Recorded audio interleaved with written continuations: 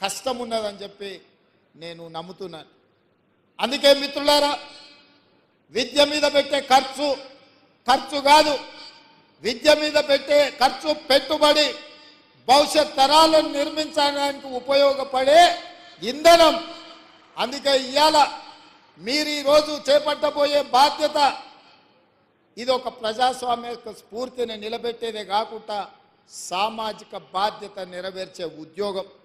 మీ ఉద్యోగాల ద్వారా ఈ రాష్ట్రానికి ఐఏఎస్లను, ఐపీఎస్లను, ఐఆర్ఎస్లను లేకపోతే జాతీయ స్థాయి అధికారులను తయారు చేయడమే కాకుండా డాక్టర్లను, లాయర్లను, ఇంజనీర్లను తయారు చేసే ఉత్పత్తి కేంద్రంగా ఈరోజు మీరు బాధ్యత చేపట్టబోతున్నారు.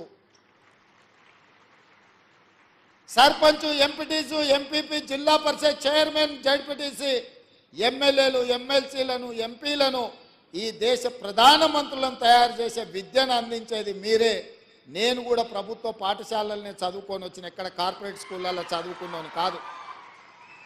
మీలాంటి టీచర్లు ఓనమాలు నేర్పడంతో గ్రామీణ ప్రాంతంలో, మారుమూల పల్లెల్లో ప్రభుత్వ పాఠశాలలో చదువుకొని జిల్లా పరిషత్ పాఠశాలలో చదువుకున్న నేను ఈరోజు తెలంగాణ రాష్ట్రంలో ఈ బాధ్యత నెరవేరుస్తున్నా అంటే మా టీచర్లు మాకు నేర్పిన విద్య ఈరోజు పరిపాలనలో ఉపయోగపడుతుంది.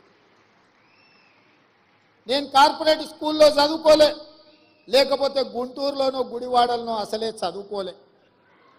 కొంతమంది అప్పుడప్పుడు గుంటూరు, గుడివాడలు చదువుకొచ్చిన వాళ్ళు ముఖ్యమంత్రి గారికి ఇంగ్లీష్ రాదని అవహేళన చేస్తుంటారు.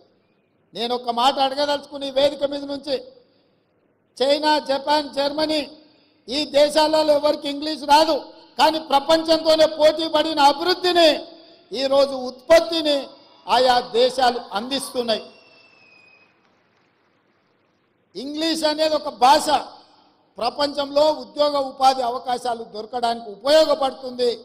ఆనాడు ఆ రోజు ఆ పాఠశాలలో ఉన్న వసతులను బట్టి మాకు గురువులు నేర్పించిన చదువు మేము నేర్చుకున్నాము. ఈరోజు మీకు నా సూచన, ప్రతి విద్యార్థికి ప్రపంచంలో ఉద్యోగ ఉపాధి అవకాశాలు వచ్చే ఇంగ్లీష్ భాషను కూడా మీరు నేర్పండి. ఎవరో రేపు భవిష్యత్తులో ఈ పిల్లలకు, మీ దగ్గర చదువుకున్న పిల్లలకు ఇంగ్లీష్ రాదని అవహేళన చేసే పరిస్థితులు రావద్దు. వాళ్లకు ఖచ్చితంగా మంచి భాషను, మంచి భావాన్ని, దేశభక్తిని పెంపొంది